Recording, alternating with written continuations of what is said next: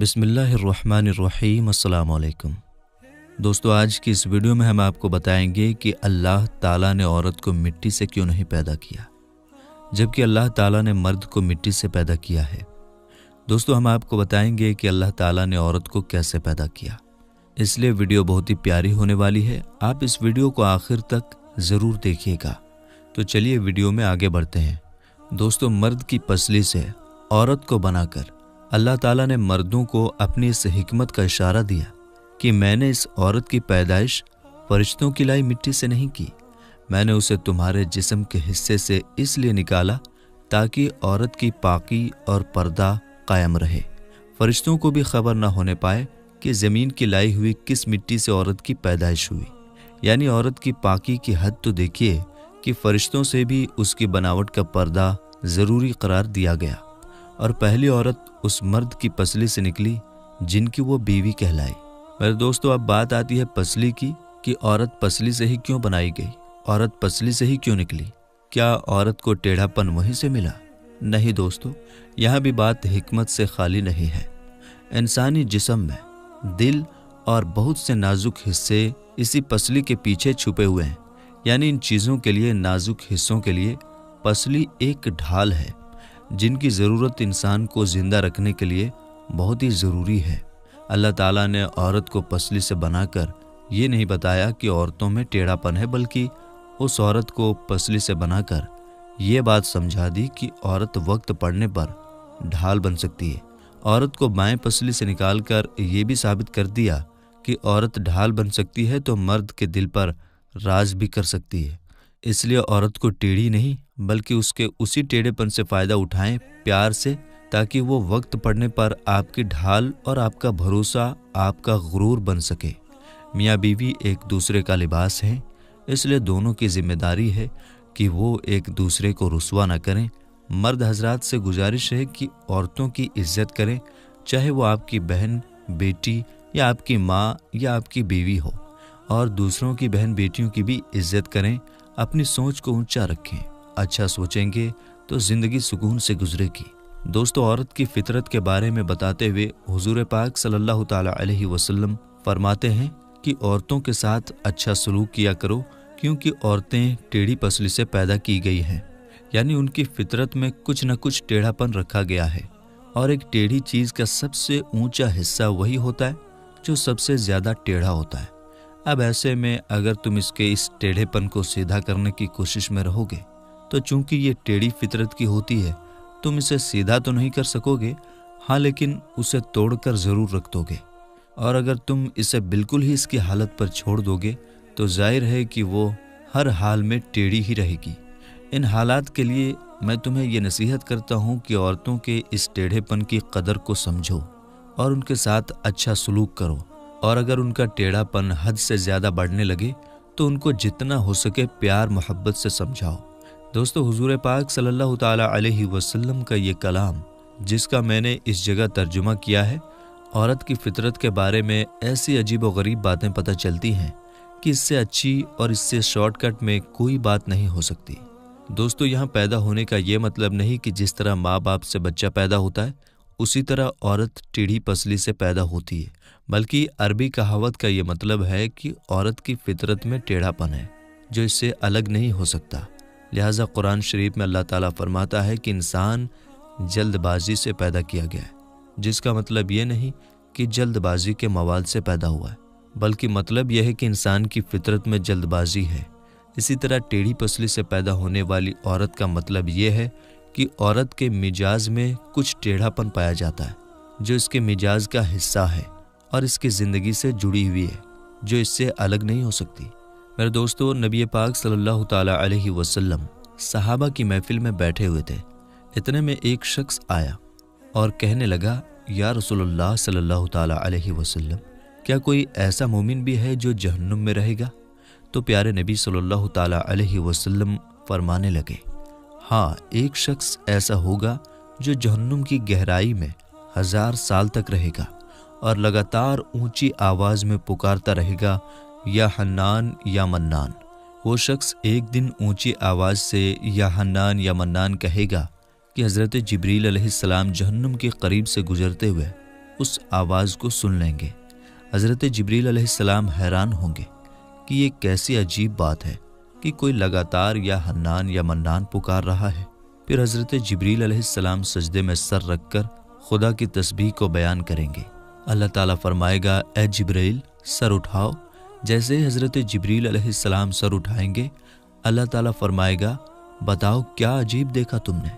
حضرت جبریل علیہ السلام کہیں گے، اے میرے رب، میں نے جہنم سے آتی ہوئی ایک آواز سنی جو کہ گہرے گڈھے سے آ رہی تھی۔ کوئی پکار رہا تھا یا حنان یا منان۔ اللہ تعالیٰ فرمائے گا، اے جبرائیل جہنم کے داروغہ مالک کے پاس جاؤ اور اس سے کہو کہ جو بندہ یا حنان یا منان پکار رہا ہے اسے جہنم سے نکال کر تمہارے حوالے کر دے، پھر اسے میرے پاس لے کر آنا۔ پھر حضرت جبریل علیہ السلام جہنم کے دروازے کی طرف جائیں گے اور پھر دروازے پر دستک دیں گے اور جہنم کے دروازے کے داروغہ مالک باہر آئیں گے اور حضرت جبریل علیہ السلام انہیں اللہ پاک کا حکم سنائیں گے۔ حکم سن کر حضرت مالک جہنم کے اندر جائیں گے۔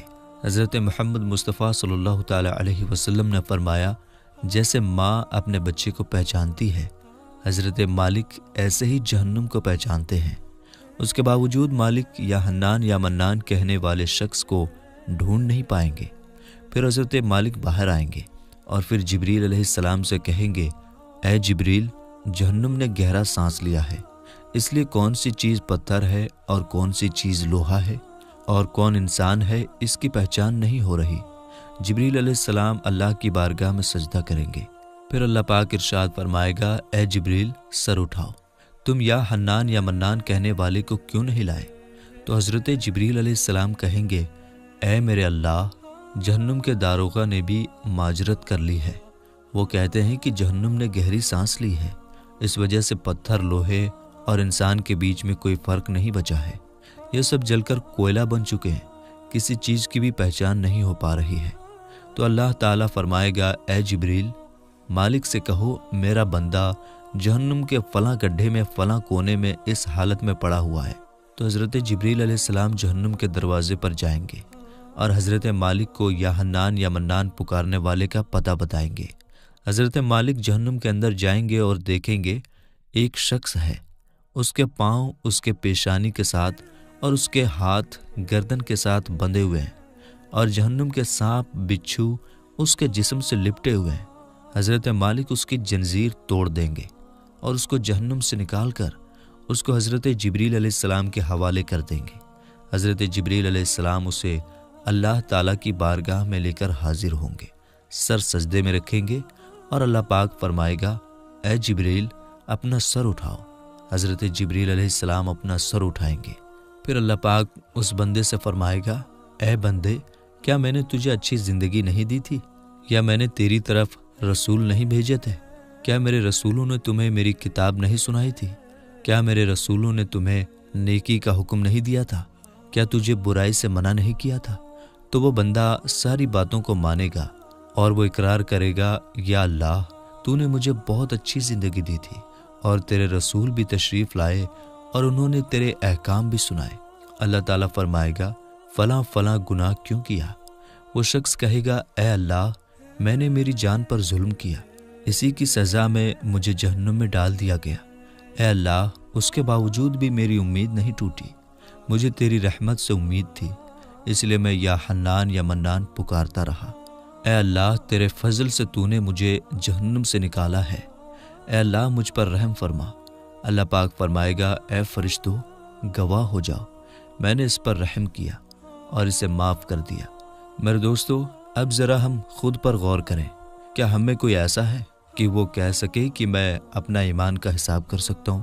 میرے دوستو، اپنے اپنے گریبان میں جھانکیے کہ کیا ایسی خوبی ہے جس پر ہمیں یقین ہو کہ ہمیں دوزخ میں نہیں ڈالا جائے گا؟ میرے دوستو، ایک حدیث میں آتا ہے کہ ایک مرتبہ حضرت علی رضی اللہ تعالیٰ عنہ اپنے گھر تشریف لے گئے اور فاطمہ رضی اللہ تعالیٰ عنہ سے فرمایا، اے فاطمہ 3 دن سے نبی کریم صلی اللہ تعالیٰ علیہ وسلم کی حالت عجیب لگ رہی ہے۔ اللہ کے نبی صلی اللہ تعالیٰ علیہ وسلم نماز پڑھنے کے لیے مسجد میں تشریف لاتے ہیں اور فوراً واپس چلے جاتے ہیں، کسی سے بھی باتیں نہیں کرتے، گھر جا کر بھی مصلی کے اوپر رہتے ہیں، وہاں بھی کسی سے باتیں نہیں کرتے اور لگاتار روتے جاتے ہیں۔ اے فاطمہ آپ ان کی لاڈلی بیٹی ہیں، لہٰذا آپ جا کر ان سے پوچھئے۔ نبی کریم صلی اللہ تعالیٰ علیہ وسلم کی ایسی حالت سن کر حضرت فاطمہ رضی اللہ تعالیٰ عنہا فوراً نبی کریم صلی اللہ تعالیٰ علیہ وسلم کے پاس گئیں۔ جا کر دیکھا کہ نبی کریم صلی اللہ تعالیٰ علیہ وسلم واقعی میں بہت غمگین ہیں۔ آپ رضی اللہ تعالیٰ عنہا نبی کریم صلی اللہ تعالیٰ علیہ وسلم کے پاس جا کر بیٹھ گئیں اور بولیں، ابا جان آپ کس وجہ سے غمگین ہیں؟ نبی کریم صلی اللہ تعالیٰ علیہ وسلم نے ارشاد فرمایا، اے میری بیٹی فاطمہ، جب میں معراج پر گیا تھا تو جہنم کو دیکھا۔ میں نے اس میں ان عورتوں کو عذاب پاتے ہوئے دیکھا جن کا نقشہ اس وقت میرے سامنے ہے، اور میں اپنی امت کے غم میں رو رہا ہوں اور اللہ رب العالمین سے اپنی امت کی مغفرت مانگ رہا ہوں۔ حضرت فاطمہ رضی اللہ تعالیٰ عنہا نے پوچھا، یا رسول اللہ صلی اللہ تعالیٰ علیہ وسلم، آپ نے جہنم میں کیا دیکھا؟ اس کے جواب میں نبی کریم صلی اللہ تعالیٰ علیہ وسلم نے ان عورتوں کے بارے میں بتایا۔ آپ صلی اللہ تعالیٰ علیہ وسلم نے ارشاد فرمایا، میں نے ایک ایسی عورت کو دیکھا جو اپنی زبان کے ذریعے لٹکی ہوئی تھی۔ میرے دوستو، آپ دیکھیے کہ زبان کتنی نازک ہوتی ہے، اگر انسان اسے تھوڑا سا پکڑ کر کھینچے تو کتنی تکلیف ہوتی ہے۔ وہ عورت اپنی زبان کے ذریعے لٹک رہی تھی، جیسے کسائی بکرے کے کان میں سوراخ کر کے بکرے کے سر کو کیل کے ساتھ لٹکا دیتے ہیں، اسی طرح وہ عورت جہنم کے اندر اپنی زبان کے ذریعے لٹک رہی تھی۔ حضرت فاطمہ رضی اللہ تعالیٰ عنہا نے پوچھا، یا رسول اللہ صلی اللہ تعالیٰ علیہ وسلم، وہ عورت کون تھی؟ یعنی اس کا گناہ کیا تھا؟ تو رسول اللہ صلی اللہ تعالیٰ علیہ وسلم نے فرمایا، وہ طعنے دیا کرتی تھی اور اپنی زبان سے دوسروں کو تکلیف پہنچاتی تھی اور اپنی زبان کا غلط استعمال کرتی تھی، اس لیے اللہ تعالیٰ نے اس کو جہنم کی آگ میں ڈال دیا، اور اللہ ایسی عورت کو زبان کے ذریعے سے لٹکا کر جہنم کی آگ میں بھونے گا۔ میرے دوستو، ہزاروں سال کی عبادت بھی رد ہوتے ہوئے دیکھی گئی ہے۔ بس اللہ تعالیٰ سے دعا ہے کہ اے اللہ، اگر ہمارے ایمان کا سخت حساب لیا گیا، یقیناً ہم نہیں بچ پائیں گے۔ ہم بے حد گنہگار ہیں، لیکن اے اللہ، ہم تیری رحمت کا سوال کرتے، ہم سے حساب اپنے عدل و انصاف سے نہ لینا، بلکہ ہم پر اپنی رحمت کا سایہ رکھنا۔ اے اللہ، ہماری دعا قبول فرما۔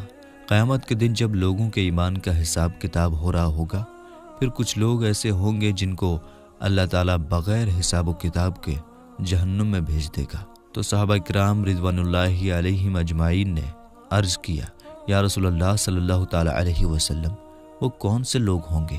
نبی کریم صلی اللہ تعالیٰ علیہ وسلم نے ارشاد فرمایا، وہ ظالم حکمران اور وہ تاجر جو جھوٹ بولتا ہو اور وہ بوڑھا شخص جو زنا کرتا ہو۔